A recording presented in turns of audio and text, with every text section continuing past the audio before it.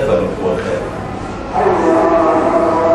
والاستهداف هو لحساب إسرائيل ولحساب المشروع الأمريكي في المنطقة. إسرائيل الآن فيها حكومة يمينية لديها أجندة، ضمن هذه الأجندة تهجير الفلسطينيين من غزة إلى سيناء.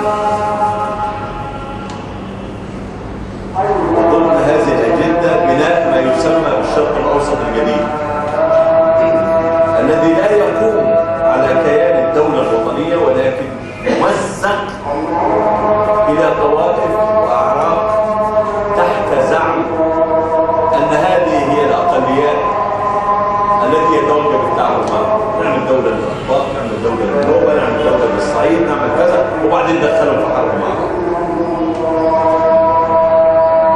لذلك عندما اعترض الأخ مسعد في تصريح صحفي على من قال بأن النوبة أقلية كان محقا. النوبة ليس أقلية، النوبة جزء من نسيج هذا الشعب. بل أستطيع أن أقول أن حضارة النوبة في زمن الفراعنة كانت هي العنوان الأهم لتاريخ مصر القديم.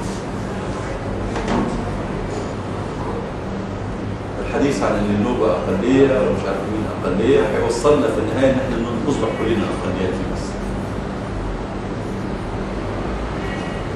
فمخطط الشرق الأوسط الجديد يستهدف هذه الأمة في هذا الظرف التاريخي الصعب، لأن مشروع إسرائيل الكبرى بدأ، وبدأ من العراق الآن. تواجد إسرائيل في العراق مكثف، والحديث عن أرض إسرائيل من النيل إلى الفرات هو حديث يمضي إلى الأمام. شوف حتى السفارة بتاعتها موجودة فيه، موجودة أرض النيل، باقي كله ده تبعنا، موجود شرق النيل، الغرب ده كله تبعنا، يعتبروا ده كله تبعنا. ففي الظرف التاريخي الصعب نحن في حاجة إلى الوقت، في حاجة إلى أن يمضي هذا الوطن في هذا الظرف التاريخي الصعب. كلنا فيه بنعاني، يعني مفيش حد ما بيعانيش في مصر، بنعاني من أزمات ومن فساد ومن مشاكل، ولكن يبقى عنوان مهم: الحفاظ على وحدة هذا البلد، الحفاظ على الأمن القومي لهذا الوطن، حتى لا نصبح عراقا آخر أو نصبح أي بلد من ظروف الرياح والمشاكل والأزمات. في زمن الإنجليز، زمن الاحتلال الإنجليزي، لعبوا على الوتر الطائفي،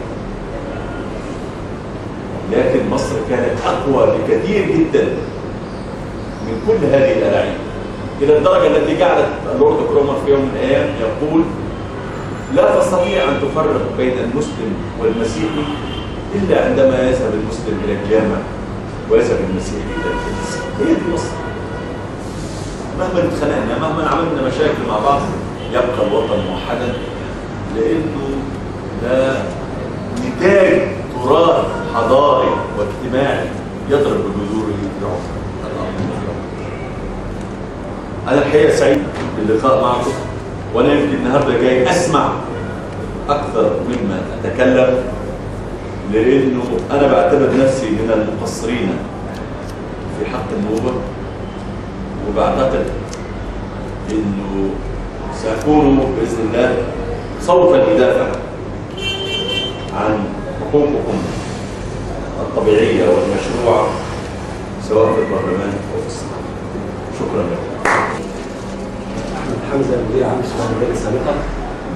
وليه ملحوظة كلام حضرتك؟ حضرتك قلت إن أنا معارض، إن أنت لست بمعارض، حضرتك بتتكلم في الحق وضد الباطل.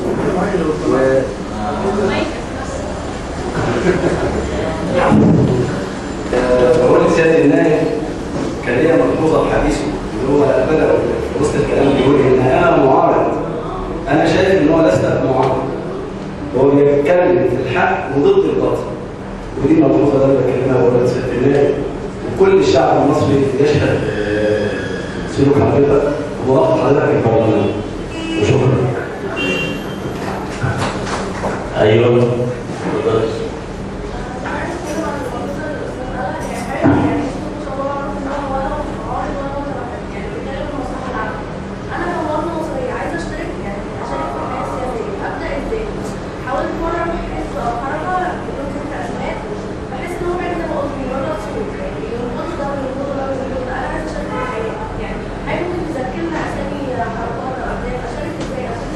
خليك في النادي الدولي العام.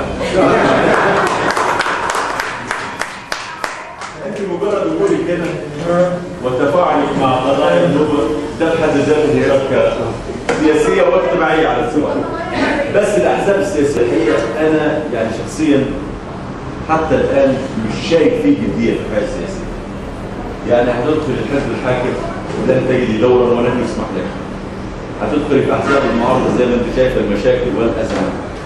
انا في تقديري لم يولد حتى الان حزب للمصريين يستطيع ان يتعامل بموضوعيه مع الازمات وعلى المشاكل ويتبنى برنامج حقيقي يصل الى الناس. وده جزء منه ازمه مصداقيه. يعني زمان الوفد كان حزب الشعب المصري.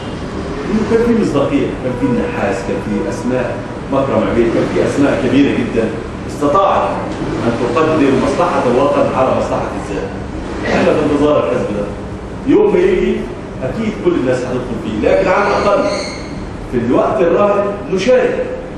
انا بشارك بدور في البرلمان او في الصحافه، انت بتشاركي بدور هنا في مشاكل النوبه، تقدري تكتبي في الجورنال، تقدري تحضري ندوات، ده نوع من انواع المشاركه.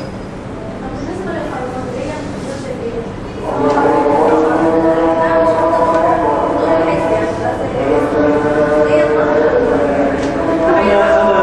انا بتابع من حركات كتير جدا، لكن انا بعمل الاتي. انا يوم ما بحس مثلا ان العراق بيتضرب او فلسطين بيتضرب بروح بطلع اعمل مظاهره او اقف اعمل مظاهره، يعني بحس ان انا عايز انفذ عن نفسي. بس كثير من الحركات اليومين دول بتخلينا نحط على ما استفهام عليه. يعني اخطر ما في البلد الان هو الاختراق الامريكي تحت يفط كثيره جدا. يفرض الديمقراطيه، يفرض حقوق الانسان، التمويل اللي بيحصل، المتاجره بقضايا النوبه. يعني سعد الدين ابراهيم هو اللي هيتحدث عن النوبه، ولا فلان هو اللي هيتحدث عن الاخبار، سعد جابير هو اللي هيتحدث عن النوبه. انت مالك؟ انت راجل كنت محبوس 3 سنين سجن في قضيه فساد، وطلعت بره وبقى همك تنتقم من البلد. قضيه وزاره الصناعه زمان، همك تنتقم من هذا البلد. لا انت كنت تتاجر فيها. النوبه لها رجال الذين يتحدثون بالصح. انت مين؟ انت عرفتك ايه بالنوبه؟ تعرف ايه عن النوبه؟ ما زارش قريه نوبيه عشان يعرف. فسيب النوبه لاهلك. سيب النوبه لاهلك. عايزين نشوفك كده بقى في النادي كده وفي القضايا النوبيه يعني. مش القضايا، هو احنا عندنا هنا هيكل تنظيم انا ما بشوفوش، ثقافي، رياضي، فني، كل استاذ علي معايا. سمعت حضرتك طلعت طبعا على المجهودات اللي عملها نادي النوبه العام برئاسه الاستاذ مسعد واخواننا في المجلس الاستشاري. ما تقييم حضرتك، وهل ما وعدت به الدوله يتناسب مع التاريخ اللي حضرتك شفته ومع المجهود؟ والجزئيه الاخرى، ما دور بقى الساده الاعضاء المقررين في مجلس الشعب، دورهم ايه في الفتره القادمه لدعم النادي النوبي برضه في التفعيل؟ يعني ممكن تكون الوعود موجوده، لكن الجديه بقى والتنفيذ والكلام ده دوركم، لان انا عارف الموازنه العامه للدوله لازم تكون افرض فيها للكلام ده، والا احنا بنبقى صفاتنا احنا يعني في مجال المحاسبه والاقتصاد ما لم تكن هناك مواد مدرجه في الموازنه. شوف اولا يعني اللي حصل خطوه قصه بناء هذه المساكن خطوه، لكنها ليست النهايه، هناك مطالب اخرى. كوننا حصلنا على هذه الخطوه فلنبني عليها خطوات، وهيحصل النهارده او بكره هيحصل. دي واحده. نبدا اثنين فيما يتعلق بالنادي النوبه العام. يمكن كنا بنتكلم، الاستاذ مسعد كان بيتكلم على انه محتاجين قطعه ارض عمل عليها نادي رياضي محافظ الجيزه. فانا قلت له يلا فورا انا اروح معاك لمحافظ الجيزه ونروح نعمل جهد على الاقل مع بعض.